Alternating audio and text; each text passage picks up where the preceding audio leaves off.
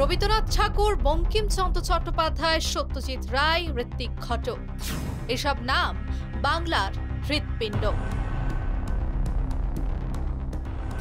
আর সেই আবেগকে ভেলকির মতো ব্যবহার করছে মুখ্যমন্ত্রী মমতা বন্দ্যোপাধ্যায়। একই তবে মুসলিম বাঙালি বাঁচাও নীতি ২৬-এর নির্বাচনে তুরুপের তাস। বাংলাদেশের মাটিতে সত্যজিৎ রায়, ঋত্বিক ঘটক, রবীন্দ্রনাথের বাপ ঠাকুরদার ভিটে দখল বা ধ্বংস হয়, তখন মুখে কলুক। কারণ স্পষ্ট, ভোট ব্যাংকের রাজনীতি। সংখ্যালঘু ভোট না হারার ভয়েই মুখ্যমন্ত্রী তখন ভেজা বেড়াল। কারণ পশ্চিমবঙ্গের মানুষ জেনে গেছে যে রবীন্দ্রনাথ নজরুলের বাংলাকে অনুব্রত আরাবুলের বাংলা। কিন্তু আমার মনে হয় পশ্চিমবঙ্গের মানুষকেও যে বাংলা বাঙালির যারা মনীষী, তাদের প্রতি বাংলাদেশের যে অবমাননা হচ্ছে, সাধারণভাবে পশ্চিমবঙ্গের মানুষের এর বিরুদ্ধে তীব্রতম প্রতিবাদ গড়ে তোলা দরকার। একটা রাষ্ট্র কখনো এই ধরনের বর্বরচিত কাজ করবে, সেটা কখনোই মেনে নেওয়া যায় না।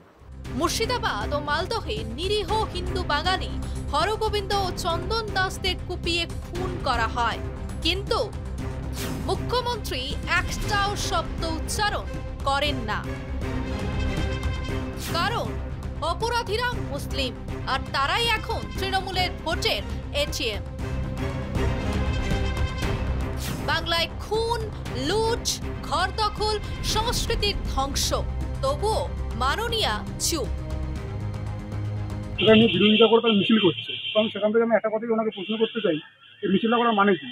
যখন বাংলাদেশ যখন হিন্দু নিধন চলছিল, তখন আপনি কোথায় ছিল? তখন আপনার মিছিল কোথায় ছিল? আপনার কার্যকর্তা, আপনার সমর্থক, আপনার দল কোথায় ছিল? ছিল না কোথাও।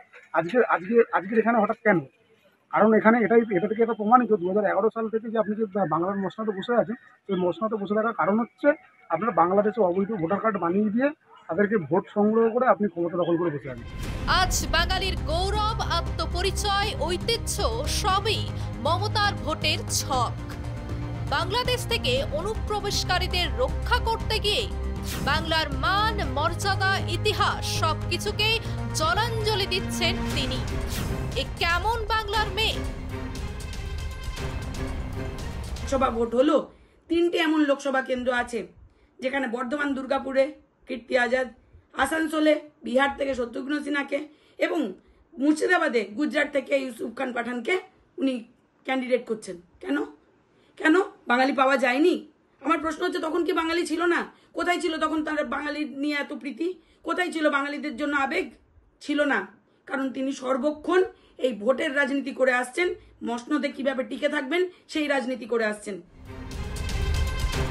জনতার প্রশ্ন, বাংলার ভবিষ্যৎ, বাংলার ভাষা, বাংলার সংস্কৃতি সব আজ মমতার নির্বাচনী খেলায় ব্যবহৃত এক একটা ভোটের মোহর। বাঙালির প্রশ্ন, আর কতদিন এই ভণ্ডামি চলবে? News desk report, news live Bangla.